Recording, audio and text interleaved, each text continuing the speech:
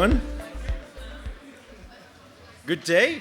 It's good to see everyone. You may remember me as the lecturer of Learning from Leaders, the online series that takes place throughout the year.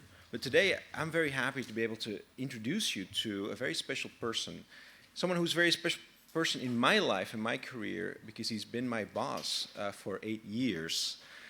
I'm glad that I actually don't have to do the talking today or ask the questions because otherwise he would judge me. And now instead I get to judge him, which is amazing. This very special person that I'm talking to you about is Adrian Monck. Adrian has been the managing director of the World Economic Forum in charge of communication, public engagement for basically the last decade, made the World Economic Forum into the powerhouse when it comes to social media and communications that it is today. But his career, as I learned only recently, didn't start there. He actually started as a young journalist at CBS in London, went on to do war reporting at ITN, including in Bosnia, Northern Ireland.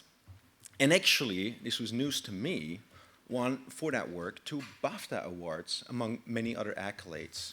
So this is someone who's seen it all, who's done it all, and today we have the fantastic privilege to welcome him as our speaker to talk about the secret of communications. Please give a warm welcome to Adrian Monck.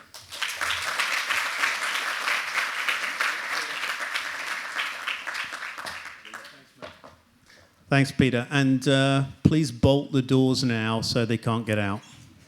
Would you mind doing that for me? Yeah. No escape. So look, I'm the only thing standing between Peter and his lunch, and probably your lunch too. So for that, my apologies. I'm a guy who needs an introduction. I hope I'm going to let you into the secret of how to become your own global communication powerhouse. Okay, it is a secret, so if I tell it to you, please don't share it with people outside this room because it's just our little thing and we don't want everyone to know about it. So I worked for these people, the World Economic Forum. That is their Facebook page, 8.9 million followers, really little tiny letters there. You'd need really good eyesight, which I haven't got to see that. So 8.9 million followers, 7.9 million likes. I mean, who's on Facebook these days? Really nobody, right? No, everyone hates Facebook. It sucks. Yeah, no one? Anyone's mum on Facebook and is like, it's how I tell you're alive. No? Okay, not even that. That is the page from, where is it? 4.7. That's LinkedIn, I think. That is LinkedIn. Little snowy picture of Davos up there. 4.788. They're a little more exact. Look, 764 followers exactly. So if someone falls off, you know, that goes down to 763. It looks bad. That's LinkedIn. Who's on LinkedIn? Look at you, little career-loving folks that you are. You don't want to tell your mum what you're doing on Facebook, but you're on LinkedIn telling everybody that I'm doing this, I've already been the president of this, founder of that. I've got all this stuff going on in my life, and I'm going to share it. Okay. This is Instagram.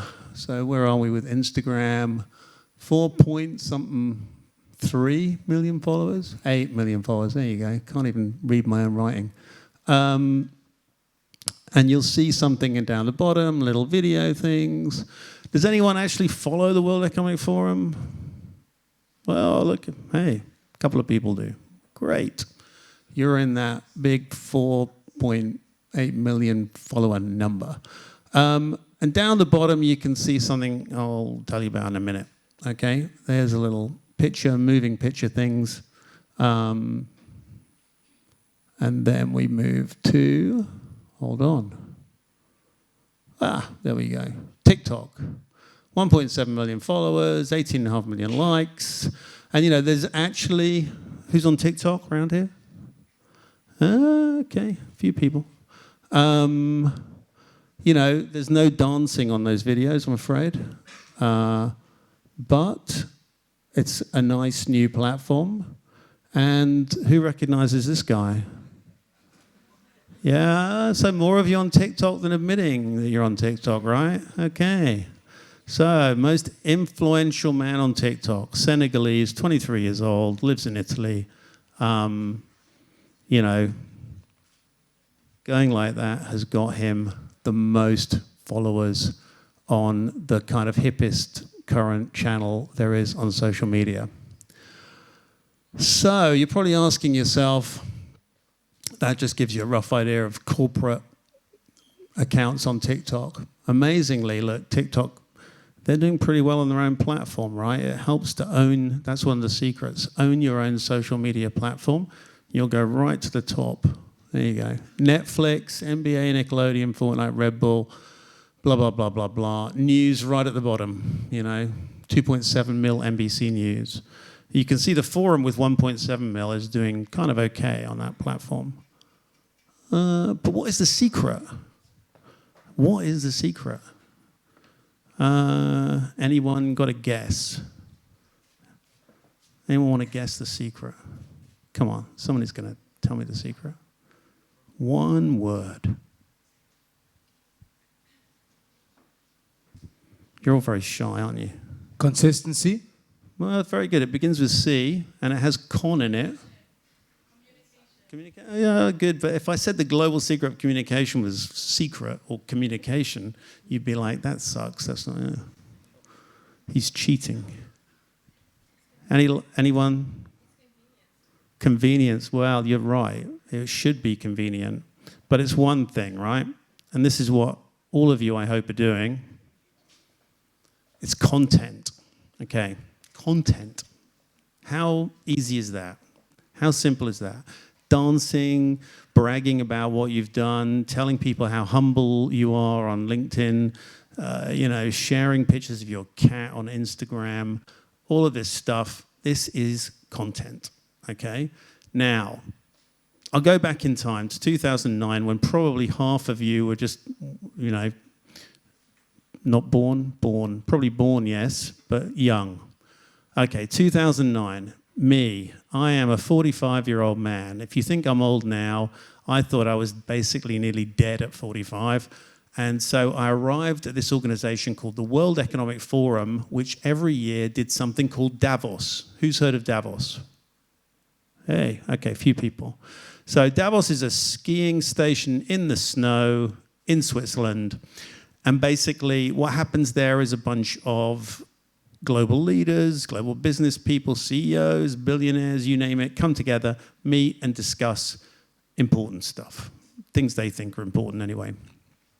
Now, this happened every year. It was started in 1971 by a guy who in 1971 was a young person called Klaus Schwab, who was a professor. And Klaus basically started this thing off, and it, you know, the secret of success for him was not content, it was showing up. You know, he just kept doing it year after year after year, and it got bigger and more famous and better and fancier, and finally it became, you know, the thing that it is today. But anyway, in 2009, there were 200 people working for this organization, and he said to me, look, I want to be, my ambition is to be taken as seriously as the United Nations and like the big global organizations. And I want someone to do that for me. I was like, wow, doesn't look like my kind of thing. That looks a bit hard. You know, I wonder if I can, now he's given me the job, I wonder if I can find a sneaky way to get out of it. I didn't find a sneaky way to get out of it, so I had to think about what I would do to turn an organization with 200 people, which is like basically, you know, the number of people in this room and plus a few more, into something that people thought was like the UN, which is an organization of like 50,000 people, which has offices everywhere, including like 2,000 in Geneva. So, you know, traditionally, I suppose what you'd do is you'd run a PR campaign, right? You'd come up with a kind of slogan of like, hey, we're like the UN. You know, not a very good slogan, I admit. But, you know, you'd come up with a kind of very traditional media relations, PR-y type thing. I kind of figured this was not going to work in 2009. And actually, you could try to achieve the same goal by... Is everyone familiar with pufferfish? Yeah? No? No one? Some people know what pufferfish is? So like pufferfish are these fish, right?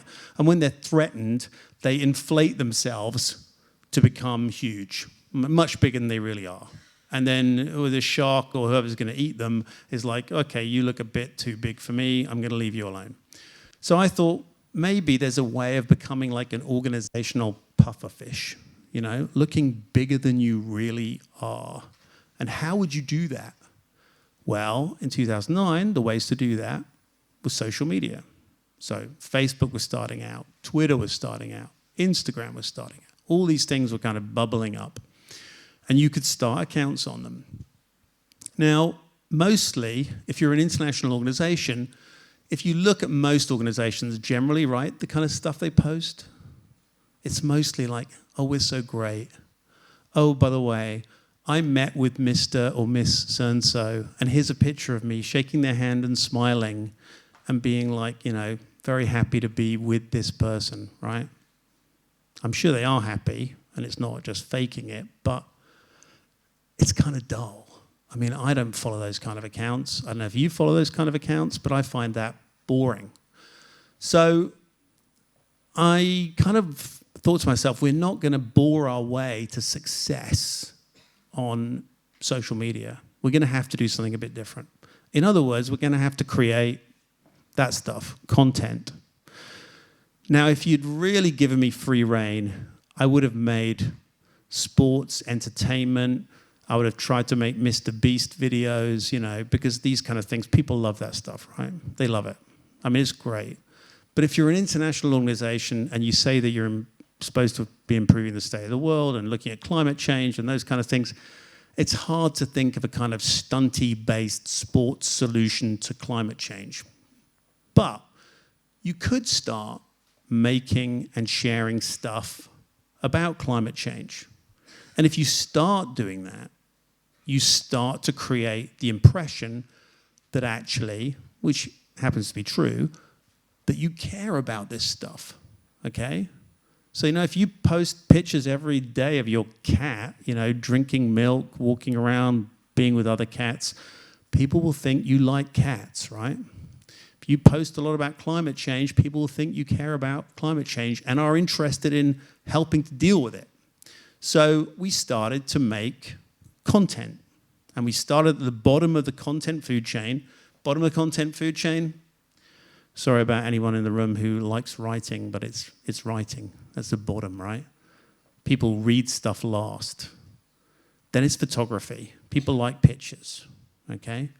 And then it's video and audio. So boom, boom, boom. Start at the bottom. You write stuff. Then you have pictures of stuff, but cool pictures, not pictures of people smiling painfully, holding each other's hands and wishing they weren't there, but cool stuff. And then you start making films, like the kind of films you saw under the Instagram account, films about what people are doing to tackle climate change, how we can do more about gender gaps, how we can make the world a slightly better place than the kind of really tough, nasty place it is right now.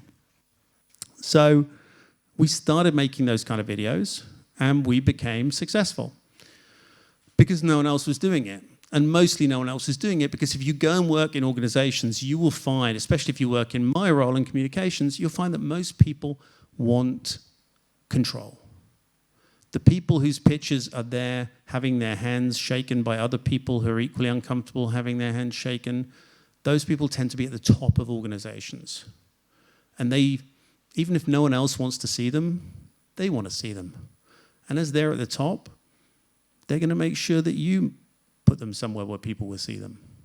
So this is a kind of self-defeating cycle, as you can imagine, right? Because like, no one really wants to see these people. Even their family probably don't want to log in and see them, right? And so I was able to break out of that partly because my boss was not interested in seeing himself meeting and greeting the rich and famous of the world, and he let me be. And that one of the great freedoms in any job that you go into is people not caring about what you do, because that gives you something that you will want everywhere else you go in life, which is freedom, okay? So I was given freedom, and that is a fantastic gift. And so I was given freedom to make content, and I made a lot of it. Because the other thing about making stuff is if you write something, especially for an organization, people want to see it. And someone else wants to see it. And then someone else says, well, you know, I have an opinion on this. your solution to, climate change is building direct air carbon capture. I don't agree with that. Okay, you don't agree with it, right. But can we talk about it at least? Well, yeah, but I'd like this. So, the conversation goes on and on and on. And guess what? The piece becomes old and out of date and horrible, and, you just want to forget all about it. If you start making 20 things a day, people don't have time to go through all this stuff, right? They're too bored. They're too busy. So what you do when you're trying to create this stuff and communicate is you create in organizations too much of it for people to be able to stop you, okay? That's another secret. Do too much.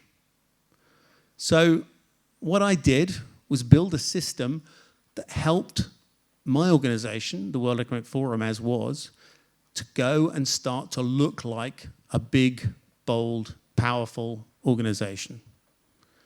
And, sometimes in life, if you walk the walk, talk the talk, you grow into the role. So it kind of grew into the role. It's grown into that role. And that was a lot of fun. I enjoyed it. I like the people I work with. I enjoyed making this stuff. And, I hope that in your professional lives, you find a space to have a little bit of fun and do that kind of stuff too. But essentially what I was trying to get across, and I hope I have in some way, is that solving problems in any business environment involves a lot of lateral thinking. Sometimes opportunities are sitting there in front of you, and sometimes you have to go round to get to where you want to go. Because if you actually do what people expect and do what people think you should do, you're going to end up being bored, or actually maybe not being successful. And, life is too short, right, to be bored. I mean, I know you're sitting here now thinking, Jesus, he's right. I mean, we're bored and life is too short.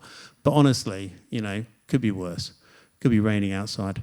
So I haven't done justice in my life, but this is what I've spent the last 10 years doing. If you like LinkedIn, ping me. I have a newsletter that goes to 165,000 people every week. I hope it's not too boring. And I thought in order to try and keep you guys with me, I would take some questions if people have them. And there's some microphones in the room. So if you're the kind of person who does opera singing in their spare time and doesn't need a microphone, just sing out your question. If you're like me, the kind of person who needs all the help they can get, grab a microphone. But if you have a question, you want to talk a little bit about this or about other things, journalism, war reporting, anything, hit me up. And please say your name so I can't promise I'll remember it, but I'll do my best. So in 2016, I assume you were still head of communications at VEF, right? Guilty as charged. So you own nothing and you will be happy. How was the managing of the backlash going? Yeah, that was an interesting experience. So I can talk to you a little bit, if you're right, about disinformation. So that was in 2016, right? Do you know when that surfaced? Not exactly. Well, about in the middle of COVID, okay? So 2020. So that was online for 4 years, okay? And then in 2020, suddenly somebody picked it up and threw it out into the world as some kind of weird, spooky crap, despite the fact it sat there for 4 years. So this was a one line from something that was written by a Danish Green politician who was commissioned to write about her weird vision of life in 2030. Okay, and she said she thought everything would be rented. Like you rent your phone or you rent you'd lease your car and everything would be rented. So she said, I'll own nothing and I'll be happy, right? Good for her. Anyway, this was on a video and it was picked up by, 4 years after it appeared, by some right-wing, very far-right social media groups, okay? And circulated on a platform called Telegram. And it's interesting as to how it came up, because it came up after the forum had had some issues around not inviting certain states to come to Davos. And if you look at disinformation, you'll find that one particular state in the world is responsible for 85% of all disinformation. Anyone think of what that state might be? The one that they have a passport for. There Russia. you go. Yeah. I'm afraid so. And, you know, it's not a smart strategy. I'm not saying it's a government strategy, but it's certainly a place where there are places like the Internet Research Agency, famously, which specialize in disinformation. If you look at the source of a lot of anti-vaccine disinformation, that too came out of some Russian sources. And it backfired because there was a high rate of vaccine hesitancy in Russia itself. So disinformation strategies are not smart strategies for public policy if you're thinking of a career in politics. And they're also very difficult to counter because are they state-sponsored? Are they not? We know they come out of some countries, but are they really coming out of that country? It's difficult, but it's certainly circulated, and it was very damaging because the forum can't come out. The forum has to keep relationship with every single country. It can't come out and condemn a particular country because it's been targeted because that country hasn't necessarily seen eye to eye with what it's doing. But yeah, it's that bit's tough, and it's something I'm actually writing about at the moment and talking about. I was in Warsaw a couple of weeks ago talking about this. And I basically think there should be some sort of Geneva Convention on disinformation because it's not good for the societies in which it circulates, and ultimately it's bad for everybody. You know, ironically, people talk about China and espionage, and a lot of that is directed towards economic espionage. They don't talk about, you know, China being a center for disinformation. And, you know, I think that is because they're not doing it, you know, and it's smart not to do it because in the end, this stuff comes around to bite you. If not enough people, if people are dying in your country because they're not getting vaccinated, that's not a good public policy outcome unless you don't like the people in your country. You know, so yeah, it's tough. It's tough. Super hard. I mean, also kind of, I guess, because we're successful, people come after us, you know. So suffering from success. Thank you. Yeah, I have another question. You talked about, you gave us two secrets, no? The first one is about content creation, and the second one would be do too much.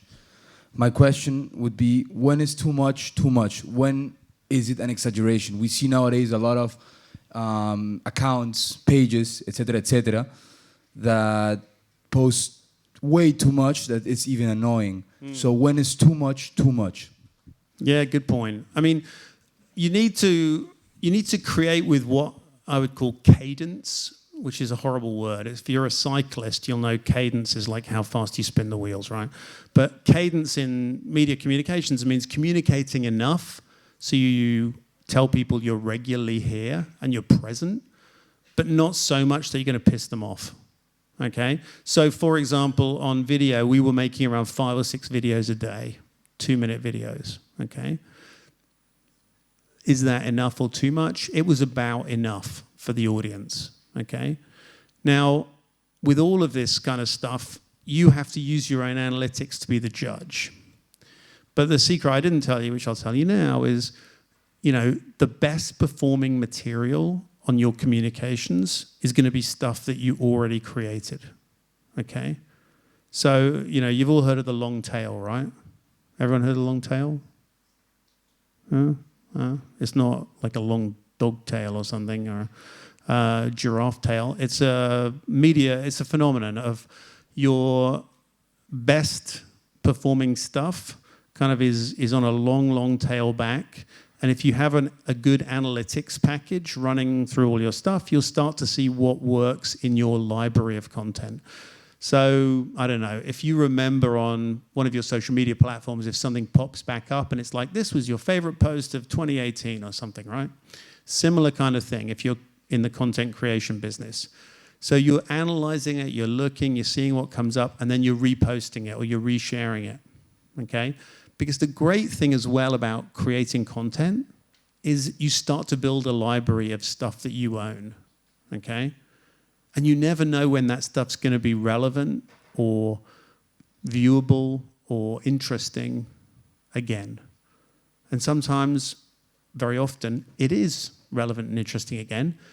And funnily enough, because you're not in charge, and nor am I, of the way the world works, stuff that I want to talk about today might not be relevant to anyone else. I might want to talk about climate change today. You guys might want to talk about Gaza. You know, you're going to listen to me if I go rabbiting on about climate change and you're like, oh, I want to hear about Palestine, I want to hear about Israel, I want to hear about what's going on there. So you've got to make sure the message has a chance to get to the audience.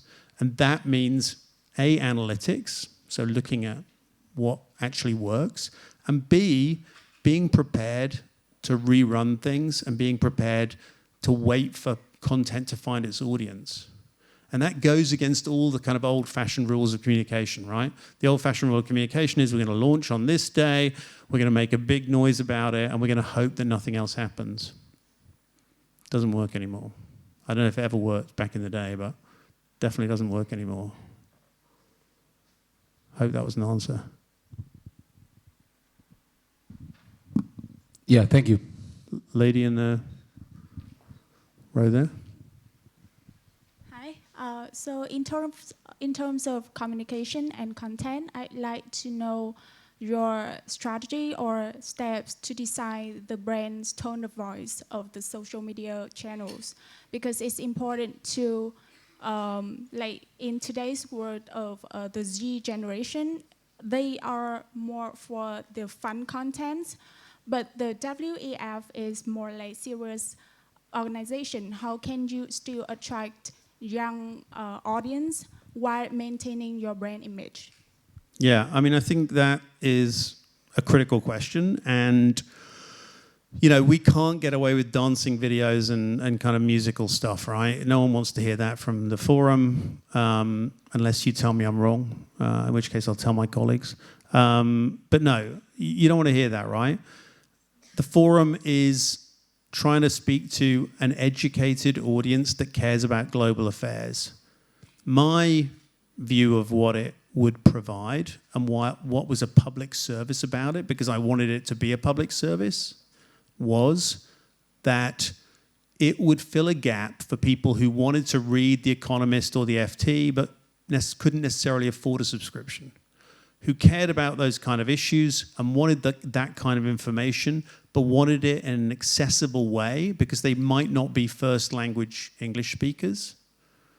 And so, not a news outlet, but I feel like a current affairs outlet that could cater to that need, to me felt like a worthwhile project. And so the tone of voice was very much that tone of voice. We said, most people who think of themselves as citizens of the world, if you like, very cheesy expression, but people who think of themselves as part of the global community probably speak English as a second language, not as a first one, probably can't afford to subscribe to elite media like the New York Times or Washington Post because it's expensive. You know, if you want a Wall Street Journal subscription, you know, don't also buy the FT, The Economist, and a bunch of other things. It's expensive. So getting that voice right was about who we wanted to connect with, okay? But you're right, you also can't deviate too far from the organization. You know, we're run by an 85-year-old German professor, you know, so we're not going to be telling a lot of jokes. So you've got to make sure that you sound like you are and you can stay authentic to that. And the reality is, you know, people want that kind of information. I mean, you know, the most successful thing I did when I was there was translate everything into Spanish. So we had this Foro Económico Mundial site on Facebook, which got like 6 million followers in no time. And that was just simple translated content, you know, because the nice things about those little videos that you see everywhere from the forum, you can take the labels off, put another language on them, send them out with the music to annoy someone else in their feed, and off you go. And so some of these kind of things, the techniques, the kind of advantages, it's about establishing something that is, yes, true to voice, but also is reproducible. Because many things in life, right, are one-offs, and especially content. And if you make one-off content, you will make one person very happy. If you make reproducible content, you will make a lot of people happy. Because not everyone's going to love your one piece of content, but if you're producing 10, 20, 30, 40, 50, hundreds of pieces of content, you will find your audience. Yeah? And you will learn. You will learn what works, and you will learn what doesn't work. You know? Yeah, thank you.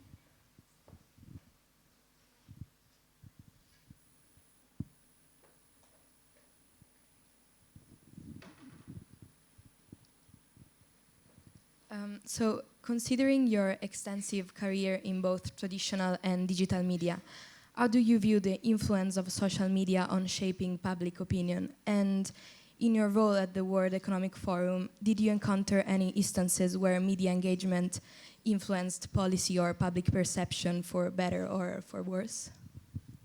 Oh, interesting. I mean, look, I'd be a terrible journalist if I thought my whole career was completely pointless and that it didn't play any role in kind of shaping policy or anything else. But, you know, media affects people in different ways, okay? There's just a recent paper out that is shared on LinkedIn, which is by this young microeconomist, and he basically says attention is something that people value.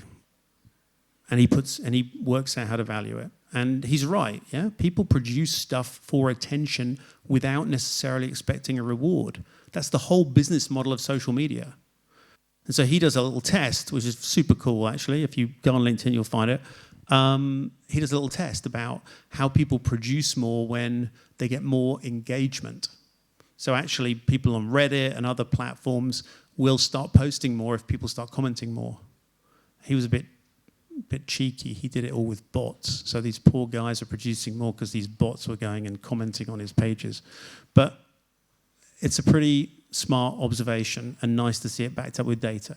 So attention's important. So having people's attention is important, right? When you're working for traditional media, as I was when I started my career at CBS, right? I mean, there were 3 networks in America, CBS, ABC, NBC, okay? CBS had been the number 1, it was the number 2. Everyone watched those shows. When I worked on a show called News at 10 back in the 1990s in the UK, 17 million people would watch it on a decent night. 17 million people. It's like 2 out of 5 British people would watch that show, which is crazy, right? And you're one of the 50 people who's making it. And maybe you're making a big chunk of it from someone like Bosnia or Northern Ireland or somewhere. So you're taking up their time and giving them something. And that's very powerful. That's what they call the gatekeeper effect. You know, we were gatekeepers and that was a position of power and everything else.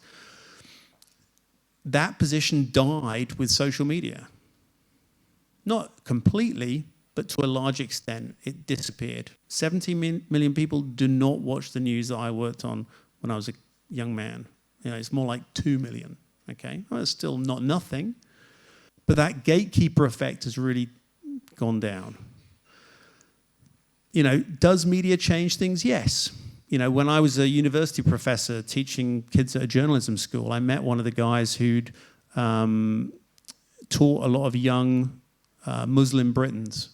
And they had watched a lot of the reports that I'd produced in Bosnia in the early 90s. And it had made them go and fight with the Bosnian Muslims in Bosnia in their holidays. Crazy, huh? Not what I thought the effect of my reporting was going to be, okay? I thought I was telling the world about, you know, Sarajevo under siege. I didn't realize that it was going to affect profoundly a group of young people in my country who would want to go and actually join up and fight in their vacations, in their university vacations. I wouldn't advise that, by the way. It's not a good use of your university vacation, going off and fighting. But that's what happened. So the point is, media is powerful, but its effects are unpredictable, okay? Like we said to the first gentleman, you know, someone probably somewhere in St. Petersburg thought it was a really smart idea to make people think twice about vaccines. But it's not a smart idea when in your family people won't take them because they've read something online that says it's a really terrible thing and you'll get ill and you'll grow an extra ear or something. So media has powerful but unpredictable effects. Okay? It is a powerful tool in the hands of people who want to use it in countries that have freedom of speech. So it can be used to victimize people, shame people, target people. It can also be used to uncover bad things, to right wrongs, to show people distress, poverty, inequality. But with all of these things, you have to find your audience, right? When I was starting in television, the audience was stuck. They had to take what we gave them, and that was powerful. So if you had a social position on something, you could put it in front of people and hope that someone would do something about it. Nowadays, you're in a war for attention. So the simple answer is, have I ever seen something where something went onto the news or social media and then suddenly someone said, yes, we're going to sort this out, we're going to fix it? I think I must have seen that like twice in my life for really, really small things where it was obvious that something should happen or sort of needed to happen and someone intervened to fix it. But, if I knew what the recipe was for making the world a better place through the media, trust me, I'd be on it. Sorry, that's probably a long-winded, not necessarily illuminating answer. I have another question. You talked about social media and media in general being a powerful tool, no? That can either make people grow or victimize, uncover stuff, etc. So we have this algorithm that shows us similar content. So we are exposed to always the same side, more or less. Therefore, our opinion, our point of view, everything is based on the algorithms, what the algorithm shows us. So how can we get a varied exposure? How can we get a more broader point of view or opinion with this algorithm that shows us basically one side of the coin? That's a really good question. And, there is a case, I think, increasingly for regulating social media algorithms because, when I was in the early 2000s, when ISIS were at their full extent and they were killing people on camera in the most appalling and brutal ways just for attention. And they were being shared on these undercover channels and on places, corners of the internet, and then making their way into the mainstream. This kind of stuff was ending up radicalizing people. And very early on, a lot of extreme organizations realized they could get more attention through being nastier, louder, because the social media algorithm amplified those things. If you like X, you'll like Y. If you like Y, you'll like Z. And it starts pushing people down that road. I can see that with people like Russell Brand, with people like Jordan Peterson. Any Jordan Peterson fans in the room? Any girls who are Jordan Peterson fans? No. Okay. Don't worry, we didn't capture the lonely people who put their hands up for Jordan Peterson. I'm just kidding. Those kinds of people using social media to push extreme views, relying on the fact that more extreme content will be served up. This is not helpful in society, right? It's like if you see people having a fight in the street, you're not going to go along and go like, hit him harder, punch him. That's the effect these social media algorithms are having on people when it comes to content, right? They're coming in to a toxic situation. They're saying, you think that's bad? I've got much worse for you. So we need to think about this stuff. And the reason, by the way, we don't think about it and the reason it's been avoided for a long time is a historic reason. When I worked in TV, we had a rule about impartiality. We had to be impartial about things. We had to be fair about things.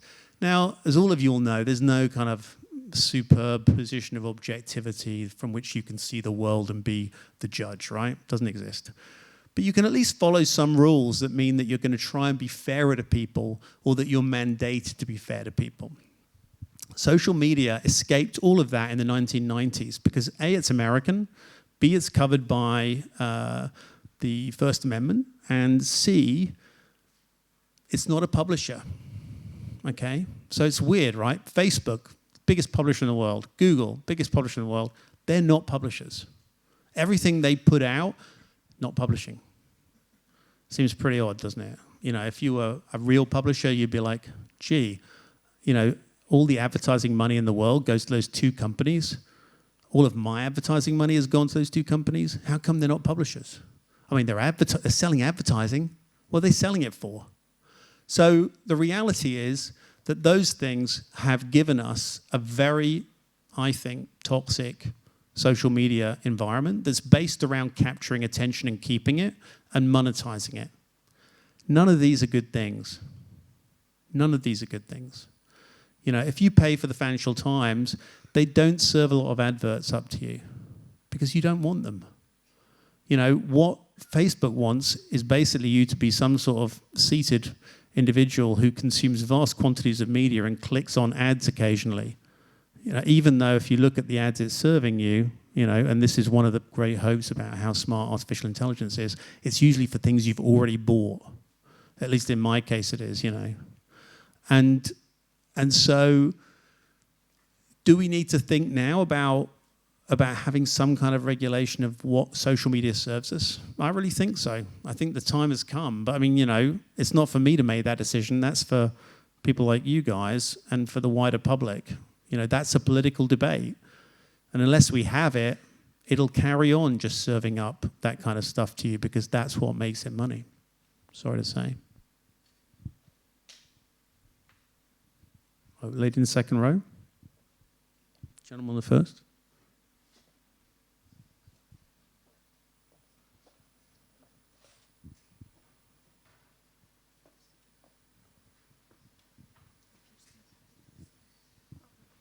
I have to stand up? Okay. Wait, I was just wondering, how do you view the connection and influences that traditional journalism has in a company's media communication and vice versa? You mean the impact that traditional journalism has had on the way companies communicate? Yeah, and the way that companies' communication impacts journalism as well. Yeah, okay. A good question. I think certain things about journalism make a lot of sense as a profession, right? That you should try and look for people's opinions, that you should try and represent people fairly, that you should strive for your accuracy. I mean, these are all things that I think are good, okay? I hope I'm not by myself on that one. I hope people think generally they're good things. And those things, I think, are good things to bring back into any communications that you do, okay? If you're a company and you're lying or you're not telling the truth, not great. Because who's listening to you? It's not just people outside, it's also people inside. So I think more and more businesses, companies, corporations, organizations are understanding that they are media organizations within their own companies and they need some kind of set of standards to live by. Now, do they all live by them? Well, yeah, who knows? Not all the time. But is it something where the values of traditional journalism can be informative and helpful? Yeah, I think so. I think so.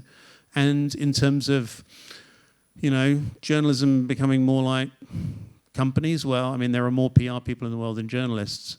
But, you know, I hope that journalists, you know, don't get too much like PR people. You know, the best journalists are difficult, annoying, hard to, you know, contain, and that's what makes them great at their jobs.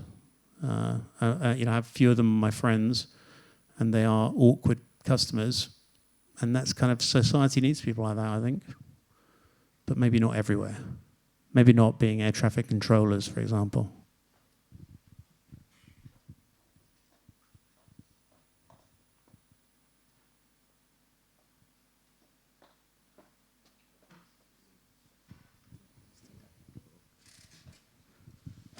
So, do you think that the World Economic Forum will stick to its economic aspect or will shift more to a political approach? And do you think that the World Economic Forum will be an alternative to the IMF due to the funds and influence that comes every year to Davos? Good question. You know, how much economics is there in the World Economic Forum? Well, right now, I mean, the World Economic Forum, I suppose, had its kind of heyday and began to take off in the late 80s, early 90s as a concept when globalization was going like that, right? I grew up with thinking that I would die in a big nuclear blast or something. I mean, maybe I still will, I hope not. But that was what I thought. You know, my generation, we were like, oh my God, you know, it's going to be a big mushroom cloud. We're all going to die. Radiation poisoning, horror. We were a cheerful group of people, you can imagine, right? And the Berlin Wall came down, and we were like, wow, who knew? I mean, I never thought I'd get to go east of the Iron Curtain. Never thought it would happen in my lifetime growing up, right? And suddenly, Berlin Wall comes down, and you think, my God, the world is changing. Everyone can participate in the global economy, and as people get better off, they will become more liberal, societies will democratize, the world will become a sort of universally kind of happy Switzerland, you know, nice. If you live in Switzerland, you like chocolate and cheese. So we kind of thought that was the way the world was going to go, right? And then the 2008 financial crisis happened and people were like, maybe not. And the last 10 years have been spent people saying, well, actually, globalization hasn't made us better off. Globalization doesn't seem to have improved things like climate change. Globalization doesn't seem to be tackling some of the other kind of inequalities and issues in the world. So what is all this stuff about, you know, lowering trade barriers and making the world a level playing field? The world's become more geopolitical, okay? And that is not necessarily a great thing for the world. It would have been lovely if it all turned out peaches and roses in the 1990s, but it didn't. And so we're now left with a world where there's a lot of distrust, there's a lot of nervousness, there's a lot of incentives on countries to not play ball with one another, and there's a lot of changes in power, right, going on. You know, the Middle East is growing in power and in growing in wanting to kind of flex its muscles. India is growing as an extra player in the global power system. Countries like the United Kingdom are sort of disappearing from the global stage. So the world is shifting. And those kind of moments of shift, you know, they definitely get reflected in places like Davos. And also they cause problems because anytime balances change, things change, people get nervous, relationships shift. And, you know, the Trump presidency, for example, was a moment where Europe suddenly had to look at itself and say, can we rely on the North Atlantic Treaty Organization to defend us? Because we haven't spent enough on defending ourselves for the last 50 years. These kinds of things all destabilize the political establishment. And it's not a lot of fun living in a world where that kind of unpredictability is built in. So it'll definitely be on the agenda at somewhere like Davos. Is Davos ever going to be like the IMF? No, the IMF has real money and it has to give stuff out, right? I mean, the IMF is there to back up currencies and help people. It dishes out real cash to real economies. So, you know, the forum is never going to replace that. But it'll still, I think, have a place in the sort of global carousel of meetings between politicians and government. Because the last thing I'll tell you before I let you go and have lunch, and sorry to have kept you so long, is that, you know, when I was a journalist, I used to think that every single world leader and CEO had each other's number. You know, they're all on some big WhatsApp group, you know, and it was like, you know, hey, I'm gonna do this, sort this out. Let's meet here, let's do this. And then as you actually grow up and see these people and see them change jobs and see them move and election cycles that don't add up, governments that fall at the wrong moment, you realize that actually none of them really know one another very well. A few people who've been around on the global scene for a long time carry a bit more weight just because they've been there longer, like an Angela Merkel, for example, who was in office for a long time, like a Vladimir Putin, who's been around for, 1999. But essentially, most leaders are nervous, in the dark, and worried about what it means to do the right thing. And so I think a lot of the times they don't do themselves any favors in their own communication, because leaders tend to want to communicate power, authority, and lack of self-doubt. And the things we all want from leaders are, confidence, purpose, mission, all the kind of things that in a gray, difficult, unpredictable world are hard to kind of deliver on. And so there's a bit of an expectation mismatch. And, my takeaway from my, 13 years of sitting in the back of rooms where more important people were talking about more important things is that the world is a lot more complex than people tell you, and a lot harder to orchestrate than you could possibly imagine. And if you've ever tried to deliver on any kind of project management assignment, you can only imagine how hard it is to even get people in the same room, let alone to talk about the same thing in some of these meetings like COP and everything else. On that happy, unhappy, whatever thought, I hope it's been not too tiring a use of your lunchtimes to listen to an old fellow like me. It's great for me to be exposed to smart young people. So thank you all for being here and helping me kind of navigate my world with your questions and your time. So big thanks to you guys. Thank you.